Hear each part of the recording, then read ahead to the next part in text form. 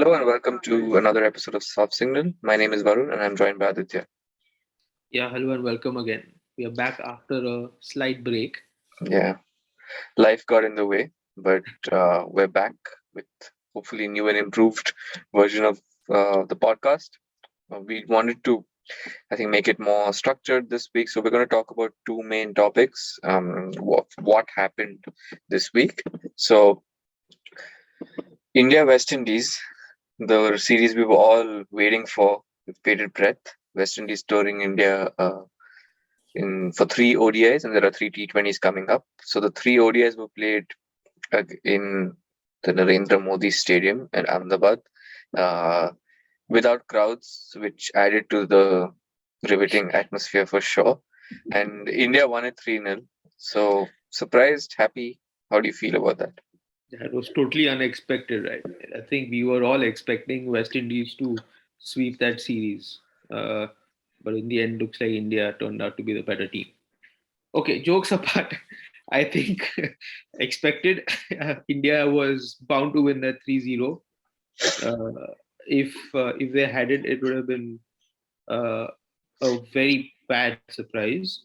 Uh, the South Africa series was one of those. By the way, it was a bad surprise, but I think this one at home against against a poor West Indies side in this format.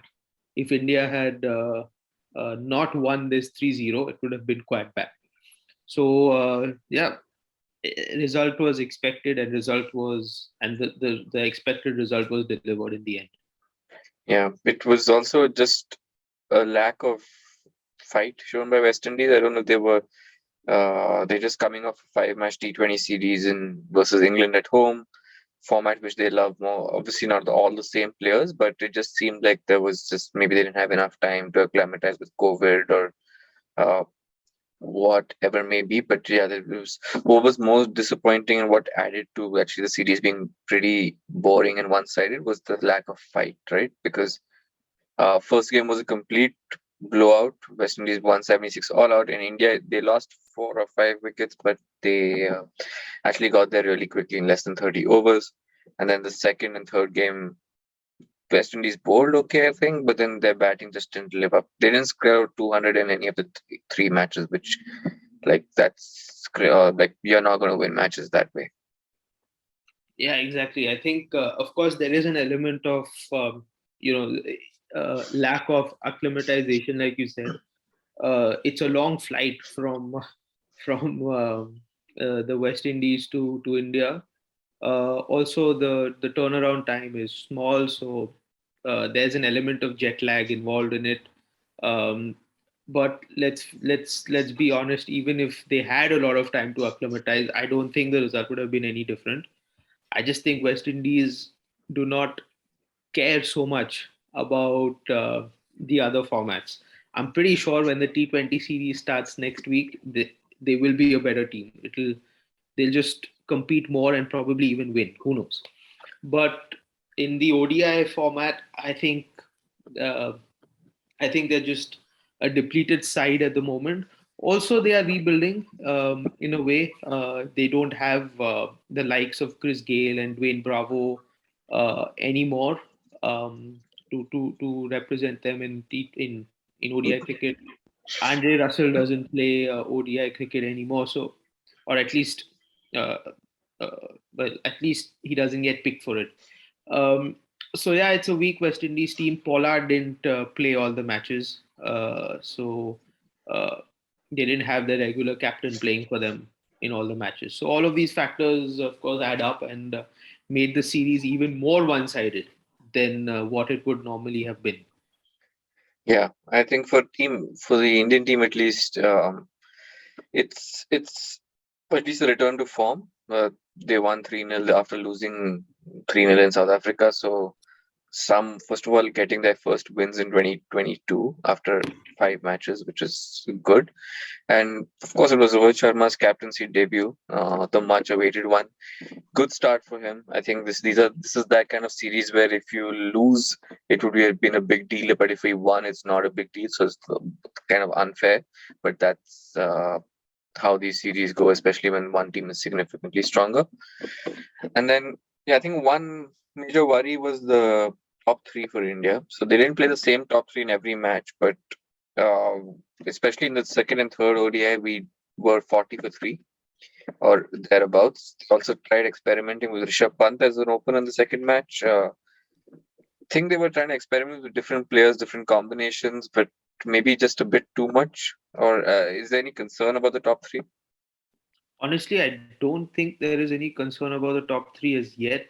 Uh, I think India will eventually go in with Kohli at three, even though he's going through a lean patch at the moment. But he's just that good a player that you cannot think about India going into a big series or a big World Cup without him. So he's going to be at three. Rohit Sharma is going to open. Then again, it's the question of who's the other opener. I don't see Rishabh Pant opening in the future, but I see the likes of Ishan Kishan um, probably sealing that spot. Um, Shikhar Dhawan, it's going to be tough for him to be the regular opener alongside Rohit. Uh, Firstly, age is not on his side. When the next World Cup comes around, which is next year, I think he's going to be 36 or 37, if I'm not mistaken. So age is not on his side, and when that happens, and you go through a lean patch, it's tougher to come back in. Ishan Kishan, on the other hand, is young. He keeps as well, so that's an added sort of skill that he brings to the table. And he's quite explosive. And I think that's what India need. They need an explosive opener alongside Rohit Sharma. I think in the past, Rohit Sharma and Shikhar Dhawan have had sort of similar styles of playing, and that sort of prevented India from getting off to flying starts. And you need to have Rohit Sharma playing with another opener who's capable of giving you those flying starts.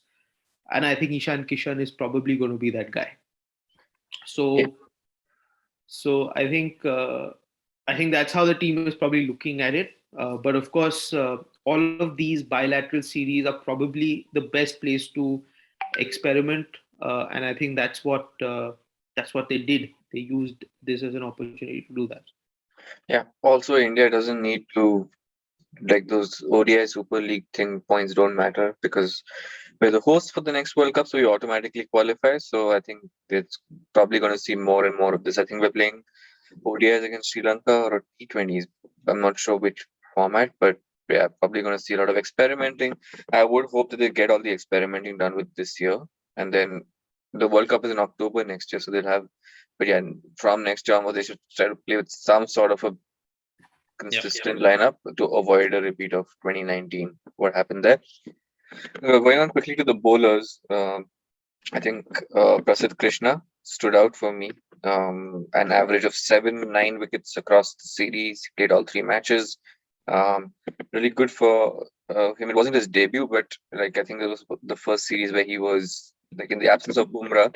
We were looking at who else could support our ODI bowling going forward. So it's good that Krishna and Siraj bowled well. And then Washington Sundar making his comeback, Chahal making not his comeback, but Kuldeep Yadav made his comeback. So I think we've had three spinners play the series, and I think Washi and Chahal did really well. And yeah, good to see the bowlers step up when the batsmen really didn't. Even though West Indies were a weak batting lineup, it's to bowl them out in all three matches was quite something.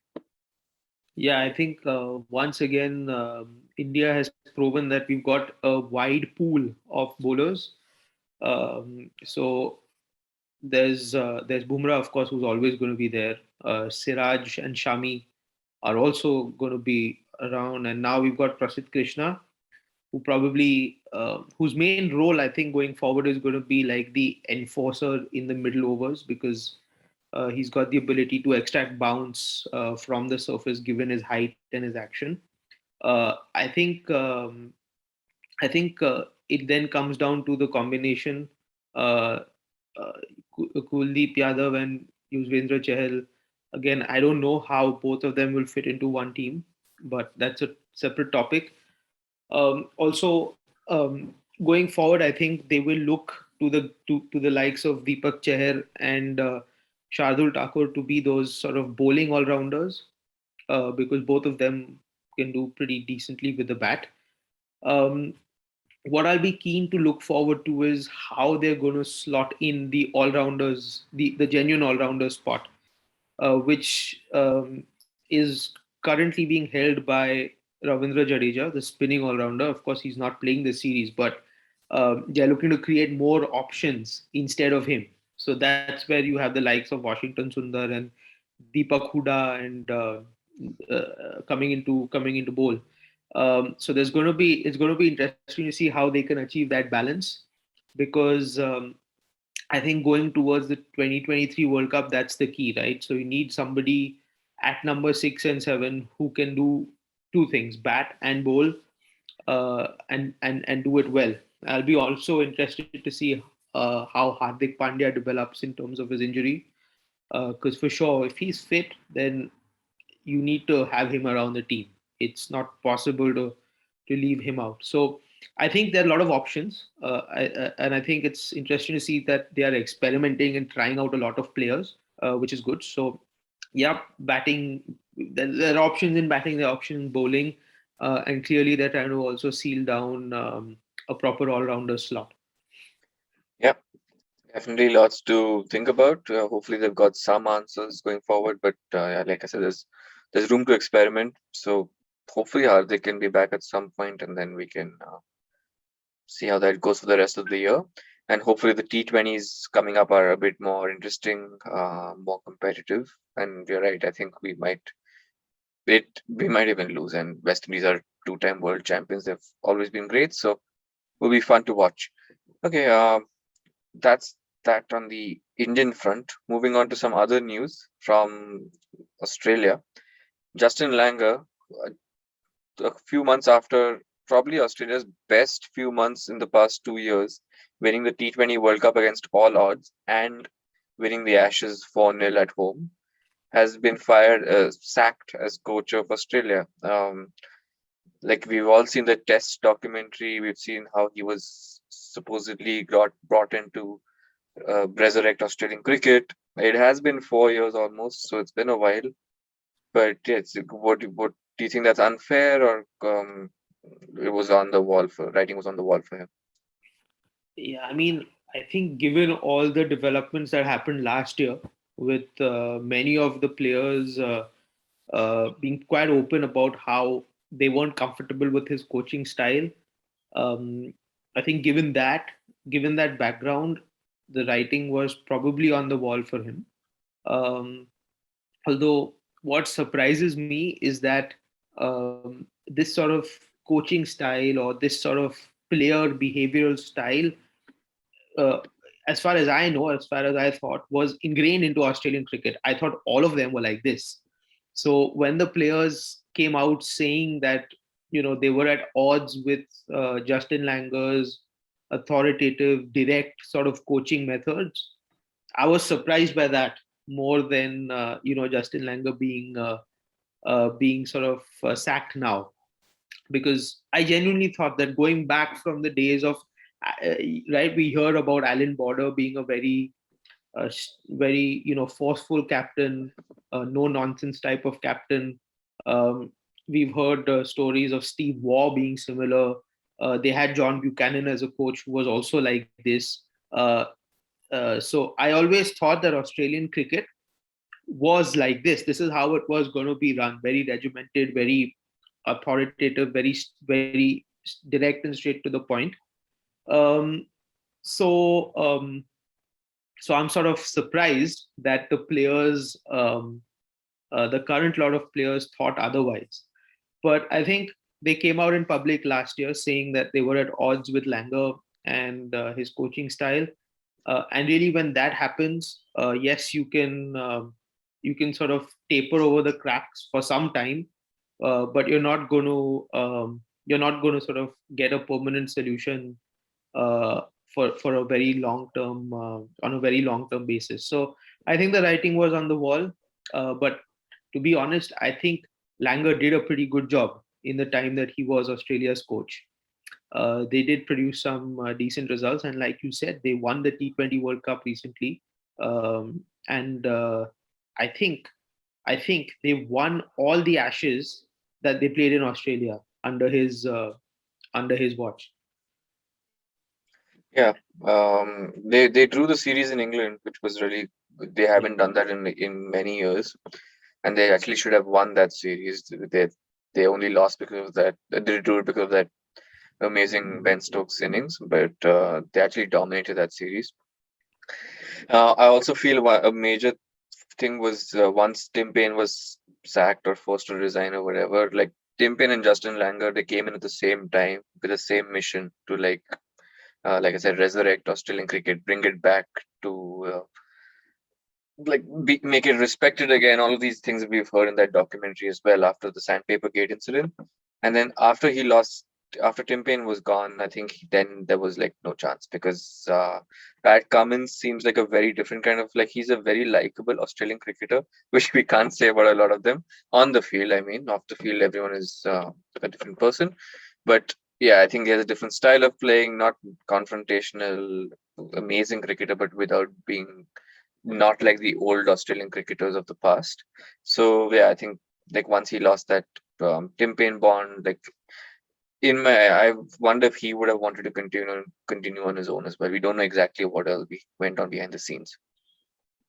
Yeah, that's true. That's a good point you raise about Pat Cummins. I think you're right. His personality is probably different from Justin Langer, and of course that plays an important part in the decision making process, especially because the captain in Australia has a lot of influence over the general running of Australian cricket. Uh, I've read this multiple times where the press in Australia says that being Australian captain is actually the second most important job in Australia after the Prime Minister. So that clearly tells you that if Pat Cummins is not, on board with Justin Langer's tactics or Justin Langer's style of coaching, then clearly the days of Justin Langer are numbered as opposed to the other way around. So yeah, that's a good point. Probably it did play a part in Australia sacking Langer right now as well, even though he just came off a brilliant Ashes. Yeah, and like there are important tournaments coming ahead, like every year basically now till 2030 we have some ICC event, and the Ashes just finished, which we all know is kind of like the pinnacle for Australian and English fans at least, so or English cricketers. So once this Ashes was over, I think there's enough time now to prepare for the next tour. And maybe Cummins has someone in mind as well. It'll be interesting to see how Australian cricket goes, for sure. Yeah, should be interesting. One thing's for sure, they're always going to be a good team. Coach Yeah, or no coach or another coach, I think Australia is always a tough team to beat. yeah. That Australia Pakistan series should actually be interesting. Hopefully, it looks like it's going to go ahead, and hopefully it remains that way. It's been a while since these things have happened. So yeah, it should. That'll be interesting. We'll talk about that maybe in a couple of weeks' time. But I think for now, I hope you guys enjoyed listening to this new format. We're trying to condense it and make it a bit more structured. And we'll be back next week with, I think, a review of the IPL auction for sure, which is happening right now as we speak. And we maybe a recap of the T20 series. Yep. See you next week. Okay. Thank you for listening.